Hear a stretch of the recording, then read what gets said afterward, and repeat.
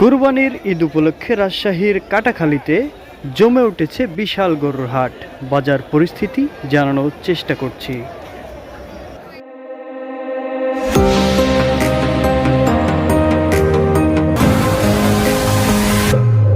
পাঁচি TV. ওই গরুর বাজার গরু তো খুব একটা বেশি মনে হচ্ছে না, ওই কমই। এই সরকারের এমন কোনো জিনিসের দাম নাই, লস, সবার লস, পাটেরা মই শেষ। বাজারের অবস্থা খুবই ভালো, উঠছে, অনেক গ্রাহকও অনেক আছে, কিন্তু বেচা কেনা নাই। ক্রেতা বেশি, কিন্তু অথচ দাম মতো ক্রেতা সম্মানিত ক্রেতাদের উপস্থিতিও বেশ আমরা সাড়া পাচ্ছি। আমাদের আগামীর যে ঈদের যে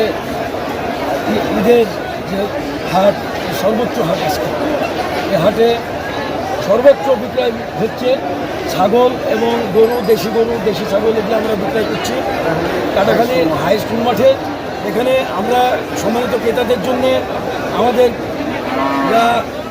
অসুস্থ হয়ে গেলে সেবা দেওয়ার জন্য ডাক্তারি টিম আছে, পশু অসুস্থ হয়ে গেলে ভেটেরিনারি গ্রুপ আছে আমাদের, জাল টাকা শনাক্তকরণে আমাদের 3টা ব্যাংক আছে, কোয়ালি ব্যাংক লিমিটেড, জনতা ব্যাংক লিমিটেড, রূপালী ব্যাংক লিমিটেড।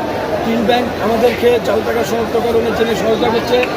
সার্বিক সহযোগিতা করছে আমাদের বাংলাদেশ পুলিশের স্পেশাল ব্রাঞ্চ কাটাখালী থানার পক্ষ থেকে আমাদেরকে সার্বিক সার্ভিস দিচ্ছে। আমরা আজকের এই হাটে ক্রেতাদেরকে আমরা একটা সুন্দর একটা স্টেজ করে দিতে পেরেছি, এই জন্য সবার কাছে ধন্যবাদ।